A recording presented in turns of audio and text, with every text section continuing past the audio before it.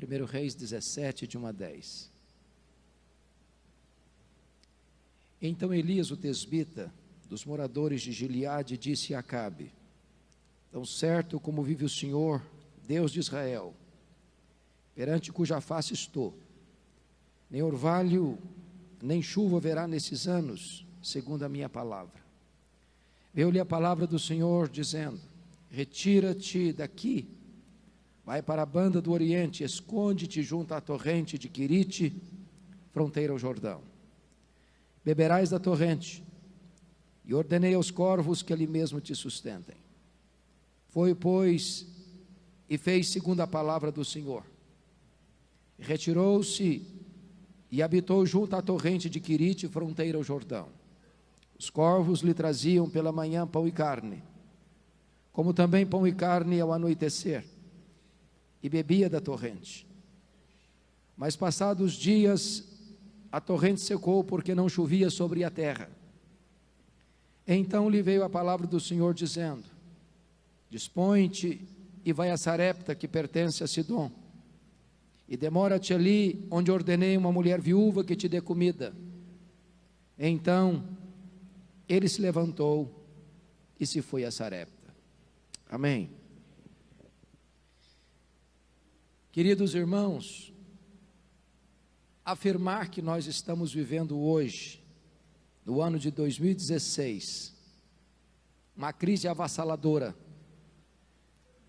uma crise aguda, agônica, endêmica e sistêmica, já não produz impacto em mais ninguém. A crise é o cardápio do dia da nação brasileira. É a pauta do Congresso, é o assunto da imprensa. Você liga a televisão, é corrupção de manhã e a zica de noite. Para mudar o cardápio, no outro dia a zica e a corrupção. É um cenário sombrio, é um cenário cinzento. E essa crise atinge o palácio, o Congresso, as cortes, a imprensa, a igreja, a família, as ruas.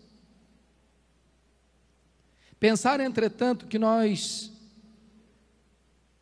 que Elias viveu uma crise talvez mais avassaladora do que esta que estamos enfrentando, nos faz refletir. Isso não é um fato novo na história. E eu queria situar Elias no tempo e no espaço para nós tirarmos desse texto algumas lições oportunas para o nosso coração. Vocês se lembram que com a morte do rei Salomão, o ano 931 antes de Cristo, o reino foi dividido. E das 12 tribos, 10 seguiram a liderança cismática de Jeroboão I, formando o que nós chamamos de Reino do Norte, ou Reino de Israel, cuja capital veio a ser Samaria. Esse Reino do Norte durou 209 anos, de 931 a 722, quando a Síria levou esse reino para o cativeiro, de lá nunca mais retornando como hegemonia política. Nesses 209 anos, o Reino do Norte teve 19 reis, em 8 dinastias diferentes.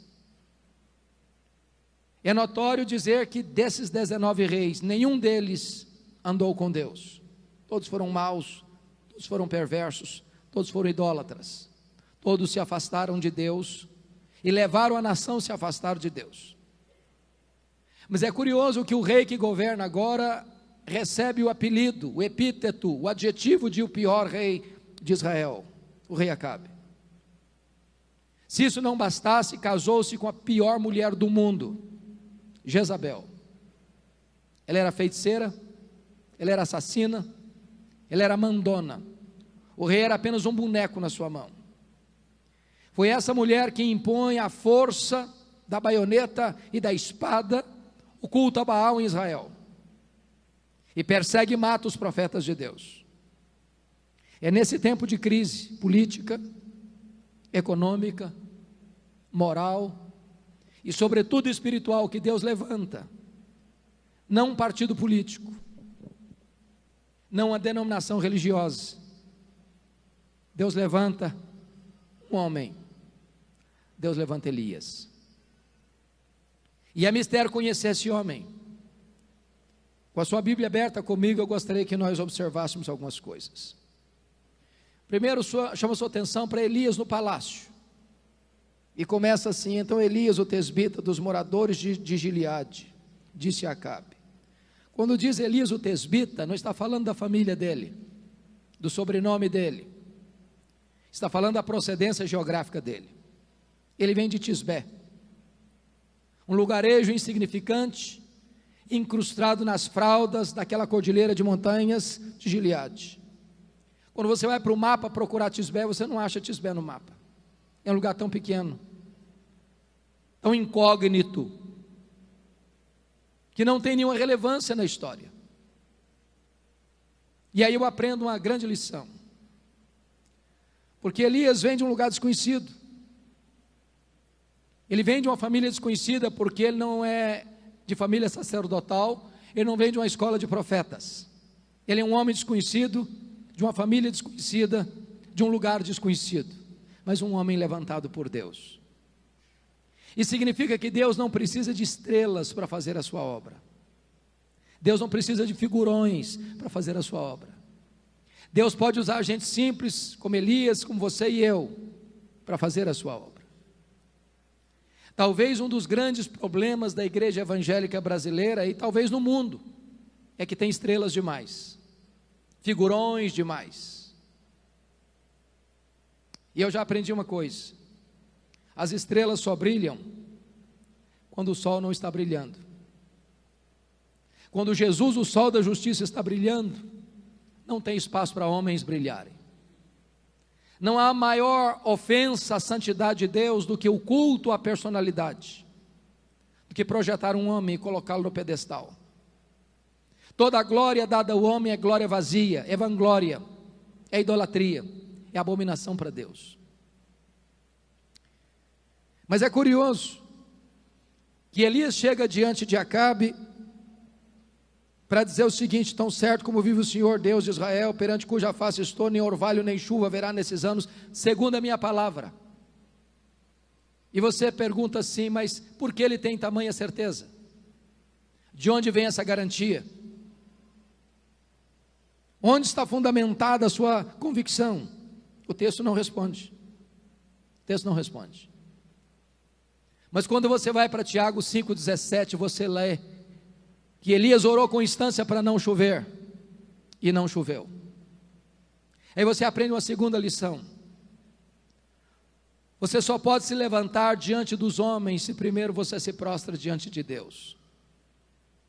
Você só prevalece em público se primeiro você prevalece em secreto. Elias só se levantou diante do rei porque primeiro ele se prostrou diante do rei dos reis. Aprendemos aqui que não há êxito na pregação sem primeiro vitória na oração. Talvez um dos grandes dramas da igreja evangélica brasileira e no mundo inteiro é que nós separamos academia de piedade, pregação de oração. Às vezes temos gigantes do saber no púlpito, mas pigmeus na vida de oração. Homens que têm luz na cabeça, mas não têm fogo no coração.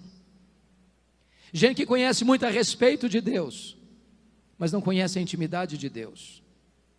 Talvez é mais importante ensinar um pastor a orar do que ensinar um pastor a pregar. Porque se você e eu não formos homens de oração, não haverá virtude nos nossos lábios para pregar. Os apóstolos entenderam isso, quando tomaram uma célebre decisão: quanto a nós nos consagraremos à oração e ao ministério da palavra. Se perguntarmos aqui nesta manhã o que é mais importante, oração ou ministério da palavra? Charles Haddon Spurgeon respondeu: qual asa é mais importante de um pássaro, a direita ou a esquerda?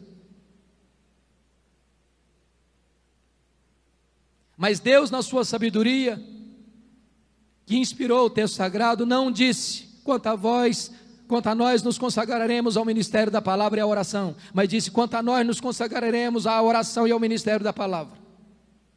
Isso porque se nós não formos homens e mulheres de oração, nós não teremos poder para pregar a palavra. Deus dá tanta primazia à sua palavra, que Ele coloca aqui a oração primeiro. Talvez seja esse um dos mais importantes resgates da igreja nos nossos dias, porque em muitos lugares as reuniões de oração estão no CTI, em estado de coma. Mas notem comigo, amados, que Elias começa o seu ministério no palácio, pregando para o rei, trazendo uma mensagem de juízo para a nação. Quando ele diz que não vai chover, nem vai cair orvalho, chove de vez em quando, mas cai orvalho toda noite. Nem o natural, nem o sobrenatural aconteceriam. Nem o comum, nem o incomum aconteceriam. E por quê? É porque Israel estava rendido a Baal, e Baal era uma espécie de padroeiro da prosperidade. Se não chovesse numa cultura agropastoril, Deus estava quebrando as pernas de Baal. Deus estava quebrando a espinha dorsal de Baal. Deus estava revelando o seu juízo sobre a nação que estava rendida à idolatria. Muitas das consequências que desabam sobre uma nação têm a ver com a postura da sua liderança, de deliberadamente se abandonar a Deus e virar as costas para o Altíssimo. Mas tem um segundo ponto aqui que eu quero enfatizar. Primeiro, Elias no palácio, diante do rei. Agora vejamos em segundo lugar, Elias no deserto, porque é uma transição radical no verso 2. Veio-lhe a palavra do Senhor dizendo, retira-te daqui, vai para a banda do Oriente, e esconde-te junto à torrente do Querite, fronteira ao Jordão. Irmãos, parece não fazer sentido, parece ser um contrassenso, parece um anticlímax, porque Elias sai do anonimato para o palácio, e agora Deus manda o seu profeta se esconder num deserto. Eu quero dizer para você que nós, pastores, pregadores, gostamos de caminhar na direção da multidão e não na direção da solidão. Gostamos de caminhar na direção de gente e não nos refugiarmos no anonimato. O deserto não nos promove, o deserto não nos exalta. O deserto não acende as luzes da ribalta sobre nós. O deserto não acende os holofotes sobre nós. O deserto apaga as luzes. O deserto nos quebra. O deserto nos humilha. O deserto nos reduz a nada. Entretanto, o deserto não é um acidente de percurso. O deserto é uma agenda. E uma agenda de Deus.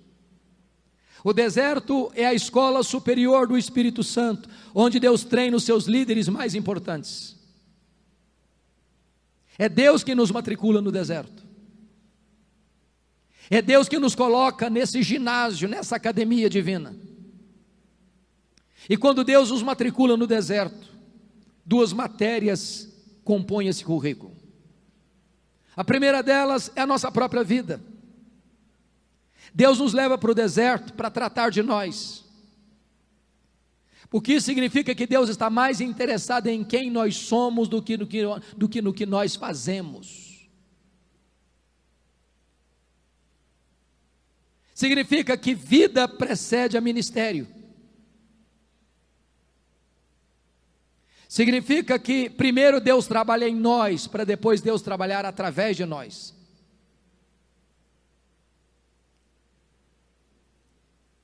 Deus não está interessado tanto em performance. Deus está motivado, Deus está interessado em motivação. Primeiro Deus trabalha em nós, depois Deus trabalha através de nós. Primeiro nós somos, depois nós fazemos.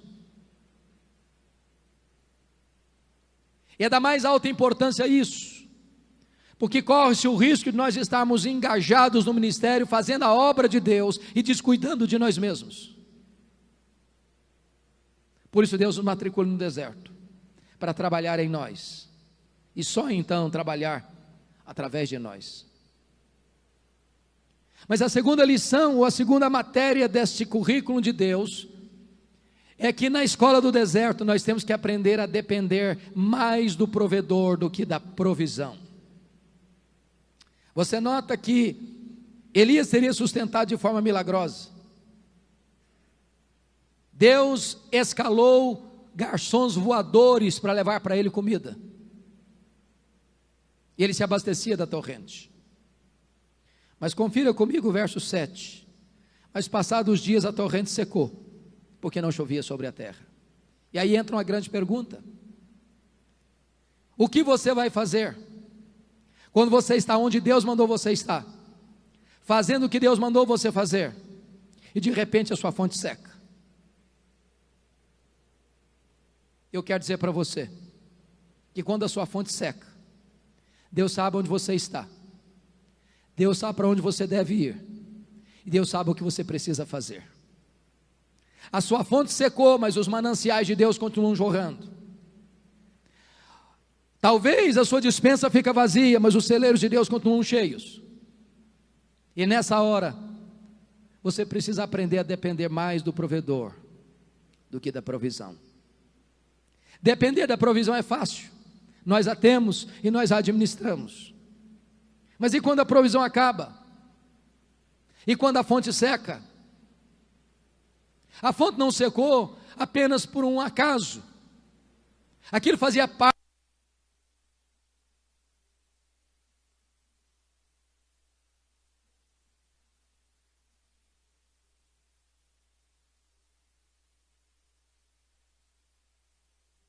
Gostaria de ilustrar esse ponto com experiência pessoal. No ano 2000, pela graça de Deus, eu fui para os Estados Unidos para fazer um curso de doutorado em ministério na área de pregação, e o pastor Elias, dona Coqueline, nos acolheram lá como filhos, e eu registro aqui publicamente a minha gratidão a esse casal. Naquela época, o conselho da igreja de Vitória, a primeira igreja, reunida comigo, votou uma verba para o nosso sustento. Naquela época acordamos o valor de $2.300 por mês. Quando eu chego no Mississippi, eu tomo algumas surpresas. Eu fui com expectativa de bolsa, não encontrei bolsa. Cheguei naquele período, eu tive que mandar os meninos para uma escola particular. Tínhamos que ter uma escola de inglês, porque estávamos zerados no inglês. Não tem transporte público, você comprar um carro velho, pagar aluguel e todas as despesas normais de uma casa, o seminário, etc, etc, etc. Só que desses 2.300 eu tinha despesas a deduzir, claro. Primeiro, que todo pastor é dizimista, pelo menos pressupõe que seja. Se eu recebia 2.300, então eu deixava 230 na tesouraria da igreja. Então eu recebia 2.70. Nós temos uma pessoa que trabalha conosco há mais de 25 anos. Eu achei que não seria honesto desampará-la naquele período, quando eu pagando o saláriozinho dela. O certo é que eu recebia líquido em torno de 1.200, 1.300. Quando eu chego lá, percebo que as minhas despesas nunca foram inferiores a 3.000 por mês. E eu tinha uma reserva pessoal, havia levado, obviamente. Com 5 meses, a reserva acabou. O carro que era velho quebrou. Eu não tinha dinheiro para consertar o carro, que era $1.350 para consertar. Não tinha mais dinheiro para pagar o seminário, não tinha mais dinheiro para pagar a escola. Aliás, eu e minha esposa limpávamos a escola de madrugada para ganhar um desconto de $200 por mês. Nesses 5 meses eu tive uma inflamação na mão e não conseguia segurar nem a vassoura nem o rodo mais. Tive que dispensar os $200. Não tinha mais dinheiro para comprar comida para casa. Eu chamei minha esposa, meus filhos eram pequenos, e falei: nós vamos roubar. Nós não gostaríamos de voltar envergonhados, frustrados. E nós nos ajoelhamos na sala. e dissemos: Deus, o Senhor é o Deus da provisão. Nós sempre pregamos isso. Nós não gostaríamos de ser mais pesados a igreja em Vitória. Então, Deus, abre a porta para nós. Quando nós terminamos de orar, o telefone tocou. Eu recebi um convite para pregar na Pensilvânia, a quase 2.000 quilômetros de onde nós morávamos. Eu estava pregando meu último sermão naquele congresso, e o pastor que dirigia disse o seguinte: meus irmãos, o pastor Hernandes é estudante aqui na América, e todo estudante é duro. Não sei nem ser profeta para falar um negócio desse. Se alguém quiser ajudá-lo, fique à vontade. Eu saí daquele encontro com $5.500 de oferta. Um pastor me procurou e disse: eu vou lhe mandar $300 por mês até você terminar o seu curso. Eu voltei para casa chorando. Paguei as contas, tirei o carro da oficina. Na semana seguinte, um outro telefonema para pregar num congresso em New Hampshire, mais longe ainda. E eu fui para aquele congresso, e eu estava mais uma vez pregando meu último sermão, quando um presbítero se aproxima e põe na mesa um bilhete. Eu não sei o que está acontecendo com você, mas Deus tocou meu coração e eu quero lhe mandar $600 por mês até você terminar o seu curso. Ao final do encontro me deram $2.500 de oferta. Para encurtar a conversa, eu fiz 21 viagens a convite para pregar em 10 estados diferentes. Em cada lugar que eu ia, Deus fazia um milagre diferente. Um dia uma mulher fez uma viagem de 60 milhas de noite, debaixo de neve, porque Deus tocara o coração dela para onde eu estava, para me dar uma oferta. No dia que nós voltamos para o Brasil, eu fui ao banco fechar a conta. Para nossa surpresa, exatamente o valor das nossas economias pessoais que nós havíamos levado estava lá no banco. E Deus nos ensinou uma lição: você precisa depender do provedor mais do que da provisão. Quando a sua fonte seca, meus mananciais continuam jorrando. Quando a sua despensa fica vazia, os meus celeiros continuam cheios. É da mais alta importância nós entendermos, irmãos, que nós dependemos de Deus. De Deus, Ele é o nosso provedor. Mas agora vem um terceiro ponto, uma terceira fase na vida de Elias. Elias no palácio, Elias no deserto, agora Elias na fornalha. Confira de novo a transição do verso 8. Então lhe veio a palavra do Senhor dizendo: dispõe-te, vai a Sarepta, que pertence a Sidom, e demora-te ali onde ordenei uma mulher viúva que te dê comida. Então ele se levantou e se foi a Sarepta. Sabe o que Deus está falando para Elias aqui? Elias, aperta os cintos. Você acabou o estágio do deserto, agora eu vou matricular você no estágio mais avançado. Agora eu vou jogar você na fornalha. Sarepta significa fornalha, fogo, cadinho. Parece não ter sentido de novo o que Deus está fazendo com ele, porque se você olhar no capítulo 18, versículo 10 desse mesmo livro, enquanto Elias estava escondido em Querite, Acabe o procurava, em Israel e fora de Israel, para matá-lo. Portanto, sair desse esconderijo seria se expor à soldadesca de Acabe. Era pisar num terreno minado. E Sarepta ficava fora de Israel. E o que Deus disse para ele parece também não fazer sentido, porque se Deus dissesse assim: vai para Sarepta, que lá eu quero que você sustente uma mulher viúva, ele poderia dizer: pelo menos eu tenho um ministério, vou cuidar de uma mulher viúva. Mas o que Deus diz para ele é o contrário: vai, porque lá uma mulher viúva vai sustentar você. E ele sai de Querite para não morrer de sede, quase morre de fome em Sarepta, porque a mulher que vai sustentá-lo está morrendo de fome. É a mesma coisa de Deus falar para você: pode ir, meu filho, tem campo para você lá, tem sustento para você lá. Você chega, o campo se fecha e o sustento não vem. É que Deus ainda está trabalhando em Elias, para depois trabalhar através de Elias. Aquela viúva conheceu a Deus na cozinha, e eu quero crer que Deus não multiplicou para ela um tonel de azeite, nem um saco de trigo. Eu quero crer que toda vez que aquela mulher ia para a cozinha para fazer a refeição diária, o mesmo nível de azeite, o mesmo nível de farinha, no dia seguinte o mesmo nível de azeite, o mesmo nível de farinha, na semana seguinte o mesmo nível de azeite, o mesmo nível de farinha. Deus ainda hoje multiplica a farinha na nossa panela e o azeite na nossa botija. Ele é o Deus da provisão. Às vezes, irmãos, nós achamos que Deus só faz milagres quando Ele realiza o extraordinário. Por exemplo, você sai de casa com a família no período de férias, um acidente grave, o carro vira ferro retorcido, e todos saem incólumes, livres. Que grande milagre! É verdade, que grande milagre. Mas às vezes nós não enxergamos como milagre o fato de sairmos de casa todo dia e voltarmos para casa todo dia. Nossos filhos saírem de casa todo dia para a escola e voltarem da escola todo dia, sem nenhum acidente, sem nenhum intercurso.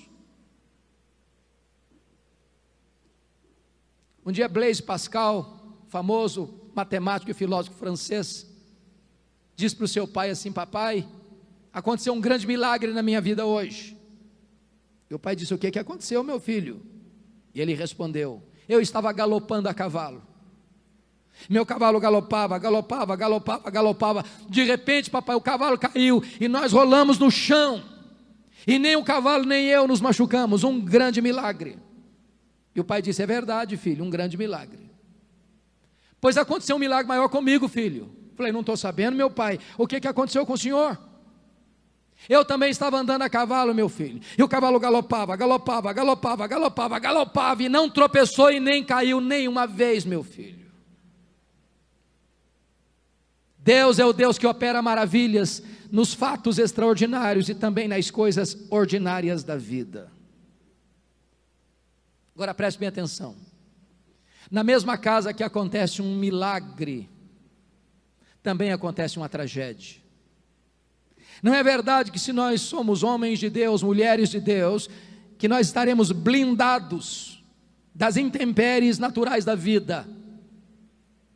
O cristianismo não é um salvo-conduto para nos livrar daquilo que é marca deste mundo caído.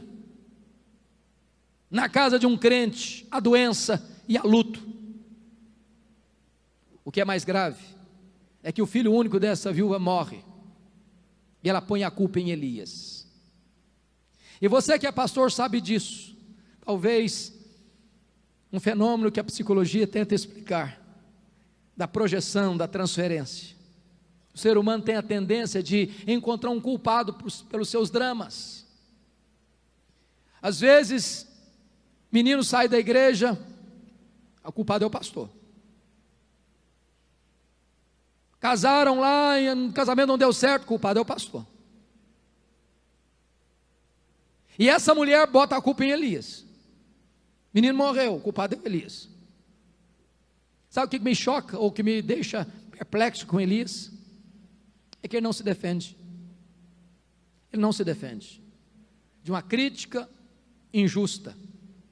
Nós às vezes somos muito apressados em nos defendermos. Elias compreendeu que não valeria a pena tripudiar sobre aquela mulher que já estava machucada pela vida. Ele se calou, não se defendeu. A única palavra de Elias para aquela mãe aflita foi esta: me dê seu filho morto aqui. Pegou o menino, levou para o quarto, fechou a porta, e lá ele abriu o bico.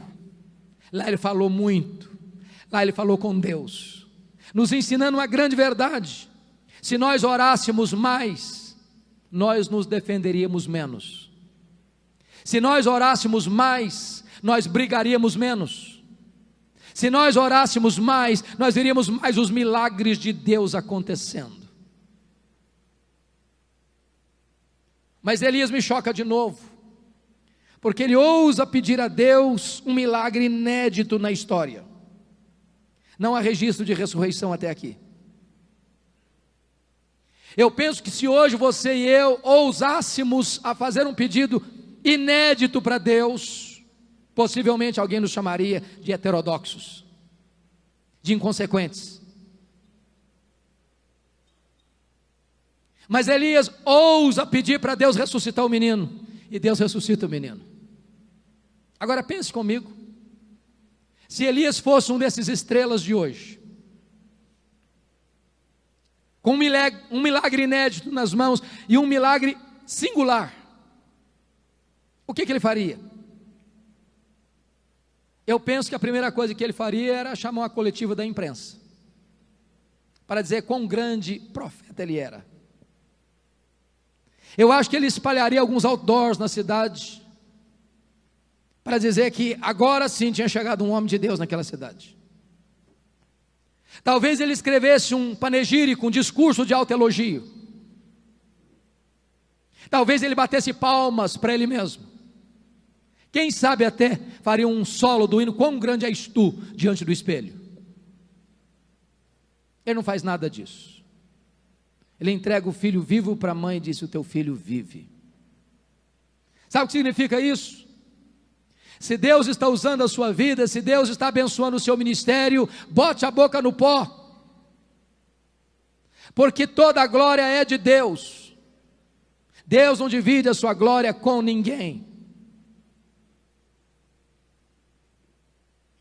Mas deixa eu dizer alguma coisa importante para você. Quando você honra Deus, Deus honra você. Está lá em 1 Samuel 2,30, aos que me honram, eu honrarei.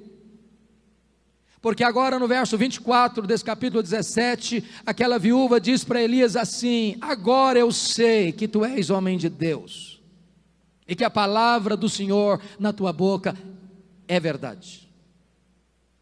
Oh, irmãos, a coisa mais importante no ministério não é sermos homens famosos, homens ricos, homens cultos, homens isso, homens aquilo, mas sermos conhecidos como homens de Deus. Homens de Deus.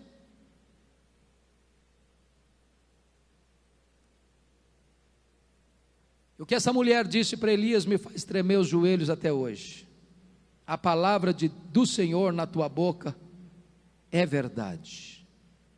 Isso significa que nem todas as pessoas que proferem a palavra de Deus são boca de Deus. Está lá em Jeremias 15:19, se tu te arrependeres, eu te farei voltar, e estarás na minha presença, se apartares o precioso do vil, serás a minha boca.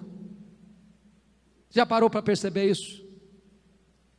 Chega um pregador e prega uma verdade, nada acontece, nada acontece. Chega outro pregador e prega a mesma verdade, e os corações se derretem. Por quê? Por quê? É porque um é boca de Deus, o outro não é.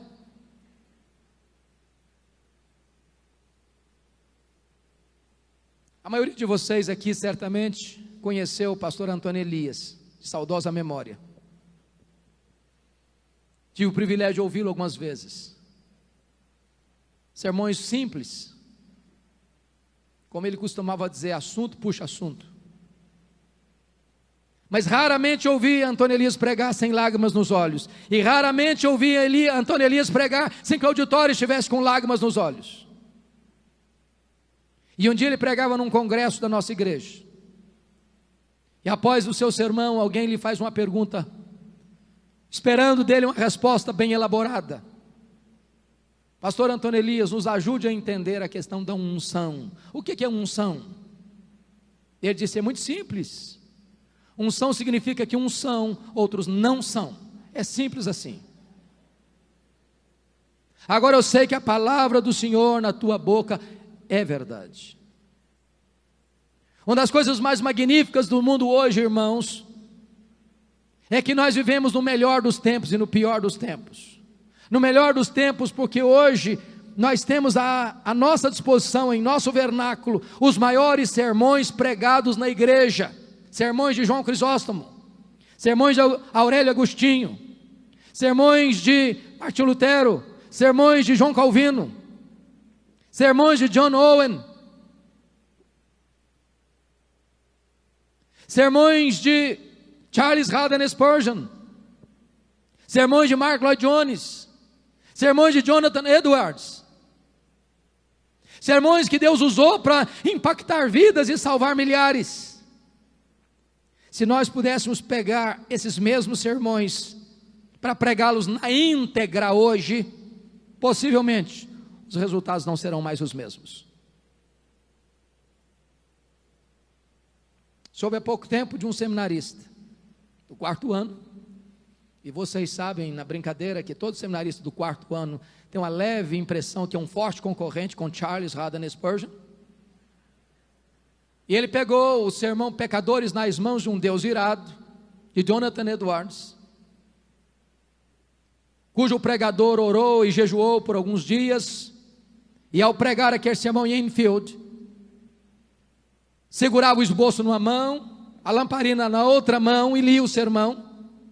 E enquanto lia o seu sermão, o auditório é tomado de convicção de pecados, agarrando-se nas pilastras do templo, chorando convulsivamente. Quando ele termina de pregar, o auditório está em pranto, prostrado ao chão, em lágrimas, e mais de 500 pessoas convertidas a Cristo. O seminarista pegou esse sermão, decorou palavra por palavra, sentença por sentença, e chegou na igreja e pregou o sermão com